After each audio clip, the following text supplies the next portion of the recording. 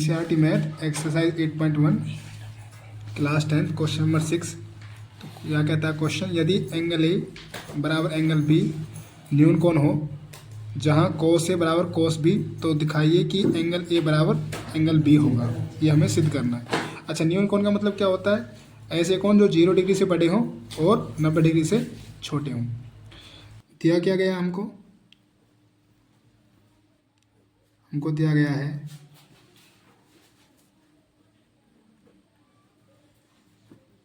Angle A और angle B न्यून कोण है और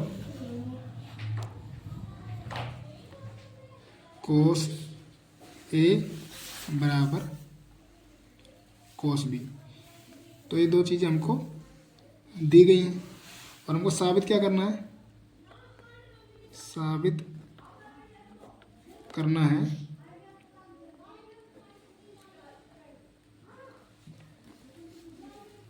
एंगल ए बराबर एंगल बी। तो हम कैसे करेंगे इसको साबित? सबसे पहले हम एक त्रिभुज बना लेंगे। ये यहाँ समकोण है कितने पर? सी पर, और ये ए और ये बी। हमको दे रखा है कोस ए बराबर कोस बी। हम इसी का क्या करेंगे? इस्तेमाल करेंगे। तो हमने पढ़ रखा है लाल बटे कक्का, और हमें ये पता है इसमें ये क्या होता है? साइन होता है, ये क्या होता है? कोस होता है, और ये टेन होता है। तो यहाँ से हम कह सकते हैं कि कोस क्या होता है? हमारा आधार बटे कर्ण होता है। तो यानी कि कोस थीटा की अगर बात करें तो ये क्या होता है? आधार बटे कर्ण होता है। ठीक है। अब हमको क्या दे रखा है कि कोस ए बराबर कोस बी। अब यहाँ पर एंगल क्या है? ए है। तो इसका मतलब हम यहाँ से देखेंगे, और हमको ये बात पता है कि एंगल के सामने वाली जो साइड होती है ये हमारा किसका काम करती है? लंब का काम करती है। तो अगर मैं कोस ए की बात करूँ, कोस ए बराबर, तो ये तो लंब है बी सी, तो आधार क्या होगा? ए सी होगा, और अपॉन कर्ण क्या है? A B. तो यहाँ से हमारे पास में कोस ए की वैल्यू आ जाएगी। अब ऐसे ही हम कोस बी की वैल्यू निकाल लेंगे। तो जब हम कोस बी की वैल्यू निकालेंगे तो हम यहाँ से देखेंगे, तो इस एंगल के सामने वाली साइड क्या है? ए सी। तो ये किसका काम करेगी? लंब का। तो आधार क्या होगा? B C. तो इसका मतलब क्या हुआ? कोस बी बराबर क्या हो जाएगा?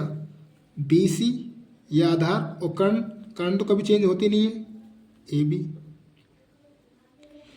अब हमें क्या दे रखा है कि कोस ए बराबर कोस बी, तो हमें दोनों वैल्यू को क्या कर देंगे? बराबर कर देंगे। तो जब हम कोस ए बराबर कोस बी करेंगे तो इसका मतलब क्या हुआ?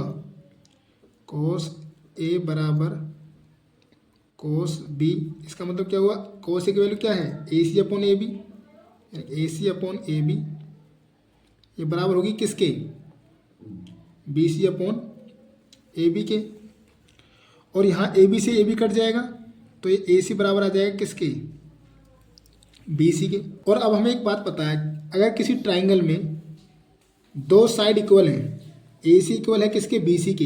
अगर ये दो साइड एक दूसरे के इक्वल हैं, तो इन साइड के अपोजिट जो एंगल हैं ये भी क्या होते हैं? बराबर होते हैं। तो यहाँ से हम ये कह सकते हैं कि एंगल ए बराबर होगा मेरा किसके? एंगल बी के। और यही तो हमें साबित करना था। तो ये क्या हो गया? हमारा अतिसिद्ध हो गया। तो यही हमारा क्या हो जाएगा? इस क्वेश्चन का आंसर हो जाएगा। और हम चाहे तो यहाँ पर लिख भी सकते हैं इस बात को, अगर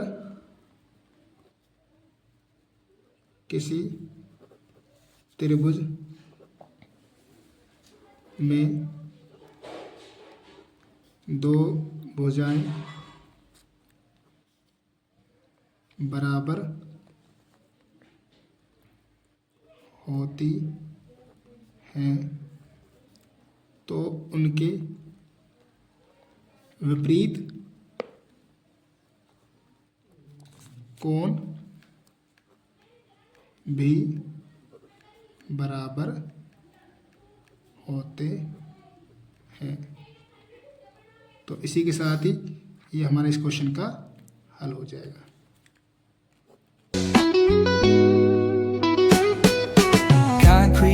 with a neon glow.